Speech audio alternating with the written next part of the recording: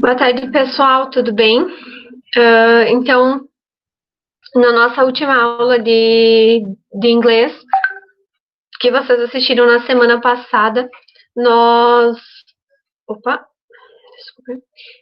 Que nós assistimos na semana passada, vocês assistiram na semana passada, vocês tinham uma atividade com os relative pronouns para fazer, né, os pronomes relativos. Espero que vocês tenham conseguido fazer, porque não recebi muitas, faltaram algumas atividades. Então, quem não enviou ainda, por favor. E lembrando que na aula, quando eu gravei a aula, eu acabei falando só da primeira parte da atividade que vocês tinham para resolver, e não falei da segunda, mas ela foi, eu acredito que tenha ido junto. Não, acho que não. Então, nós tínhamos uma segunda parte da atividade para fazer, vocês responderam lá. Deixa eu mostrar para vocês. Achei que vocês estavam vendo. Vocês responderam, completaram algumas frases, né?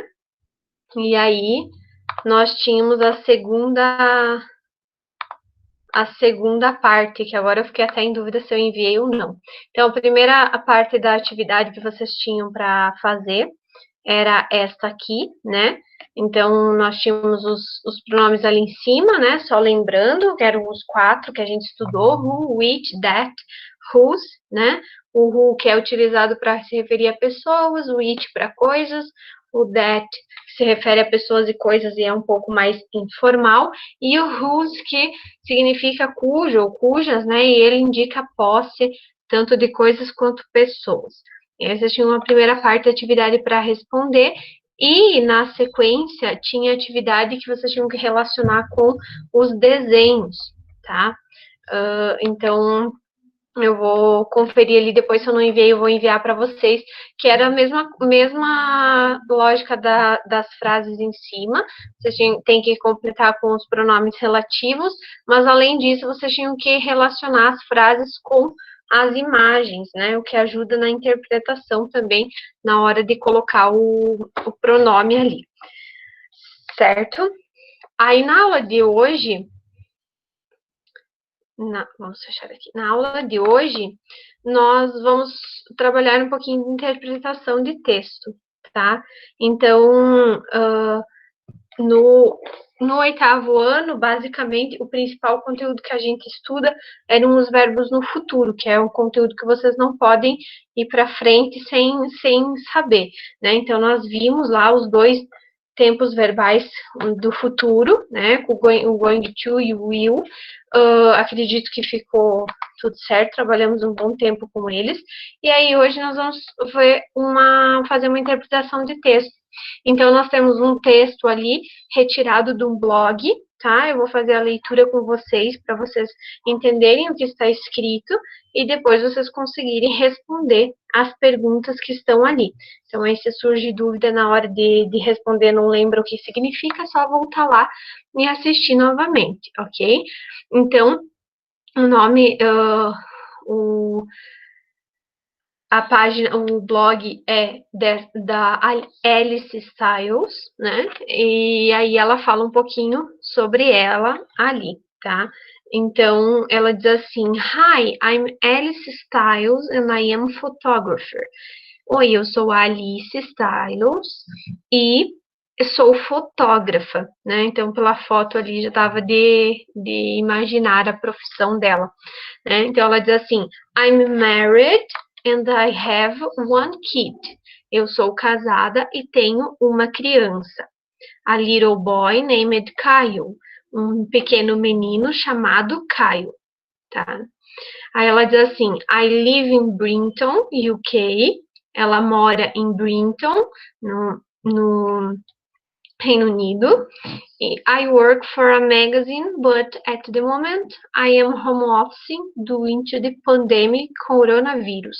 Então, ela está dizendo que ela trabalha em uma revista, mas que no momento ela está trabalhando de home office durante a pandemia do coronavírus. Aqui uma curiosidade que quando a gente fala as pessoas ultimamente que estão trabalhando dessa forma, sempre, geralmente se referem a esse trabalho não como trabalhando em casa, trabalhando em home office. Então, vocês já devem ter ouvido bastante dessa palavra, né, que as pessoas estão trabalhando em casa e utilizam essa palavra, essa expressão do inglês para se referir a, a, a, a esse tipo de serviço, né? Então, por causa da pandemia, ela está trabalhando em casa. Aí ela diz assim: When the social isolation is over, I intend to go out and take as many pictures as I can. Então, ela diz que quando terminar o isolamento social, né? No caso, a gente não está mais totalmente em isolamento, mas a gente continua tendo que se cuidar, né? Tem gente trabalhando fora já faz um bom tempo, enfim. Mas, quando isso acabar, ela quer sair, ela pretende sair e tirar muitas fotos como ela puder, tá? Então, esse é o textinho ali sobre a hélice, e dessa interpretação que vocês têm que fazer, também a gente vai falar um pouco sobre esse momento, tá? Que a gente tá vivendo ainda. Então, as perguntas ali são 6 perguntas. A primeira pergunta diz assim: What does Alice do for a living? O que ela faz para viver? Né, o que a Alice faz para viver. Is she single? Single significa solteira. Então, eu quero saber se ela é solteira, sim ou não. Né? Sempre quando uma pergunta começa com uma question words, a gente já estudou elas, né? Então, aqui tem algumas perguntas que começam com a question word. Quando eu tenho uma pergunta assim, geralmente eu preciso dar alguma informação além do sim ou do não. Então, what significa o quê, né? Então, eu quero saber o que ela faz para viver. Então, eu vou ter que tirar essa informação do texto, eu não posso responder apenas sim ou não. Diferente da segunda pergunta que diz, is she single? Quando eu tenho uma pergunta que começa com o verbo to be, is ou are, né? Nós podemos responder nós dizemos que é uma pergunta com respostas curtas. Nós podemos responder ela somente com yes or no, sim ou não, ok? Então, ali, ó, na sequência de novo, where does she live? Where é uma question word, então where significa onde. Onde ela mora, né? Então, eu tenho que retirar esta informação lá do texto também, e não posso responder sim ou não. Agora, na sequência, além do is lá, do verbo to be, quando eu tenho uma pergunta que inicia com o auxiliar, seja ele do presente, como é o caso do does, ou do passado ou do futuro, a gente pode responder, a gente deve ou pode, né, responder somente com sim ou não. Então, aqui novamente, ó, does she work for a newspaper? Ela trabalha para uma revista? Sim ou não, né? Então, ali eu posso responder. Posso também complementar a resposta e dizer onde ela trabalha? Posso, mas não tem necessidade, porque na sequência vocês vão ver que já vem essa pergunta. Where is she working at the moment? Onde ela trabalha neste momento? E why? Por quê? Tá? Então, ali vocês vão responder, retirar lá também. Lembrando, ó, começa com question words, eu preciso de uma resposta mais completa, ok? Letra F, what does she intend to do when the social isolation is over? O que ela pretende fazer quando o isolamento social acabar? Tá? Então, vocês podem retirar os trechinhos lá do texto para responder essas perguntas. Na sequência ali, além da interpretação, retirando, aproveitando de coisas que tem lá no texto, vamos falar um pouquinho sobre algumas expressões, tá? Então, aqui embaixo eu tenho algumas expressões que vocês vão utilizar para descrever o que vocês pretendem fazer quando no caso, ali está escrito ainda período de isolamento social tiver terminado, mas quando acabarem a pandemia em si, né? Quando tivermos uma vacina e já pudermos fazer tudo aquilo que a gente gostaria, tá? Então, ali nós temos algumas expressões. A primeira delas é go out with my friends. Go out é sair with my friends, com meus amigos. Aí nós temos visit my relatives. Relatives são parentes. Deixa eu acompanhar aqui. Relatives são parentes. Então, visitar os meus parentes. Aí, travel somewhere, viajar para algum lugar. Visit different places, visitar lugares diferentes. Go to the beach, ir à praia. Practice sports, praticar esportes.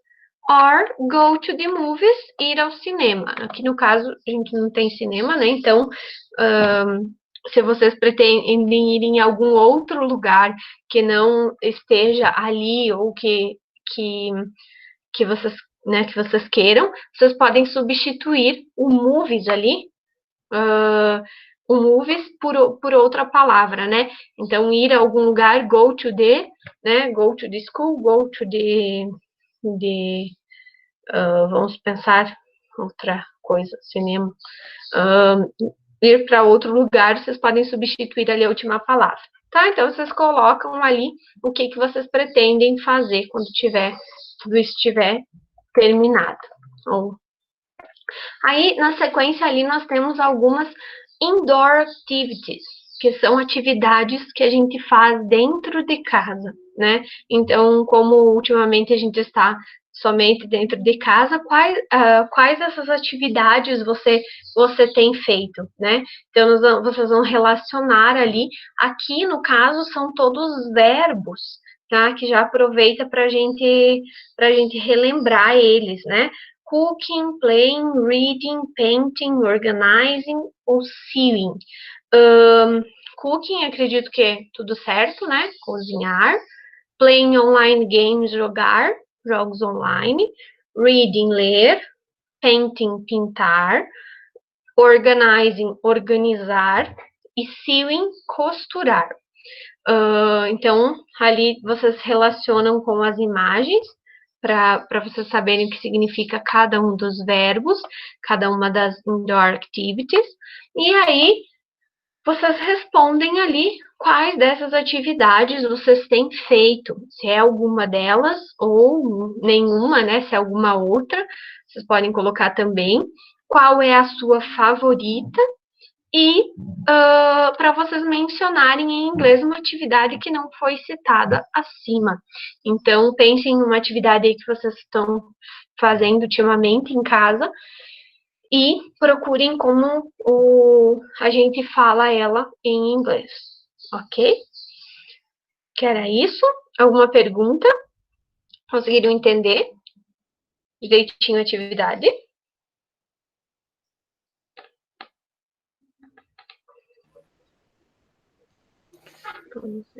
Sim, Eric?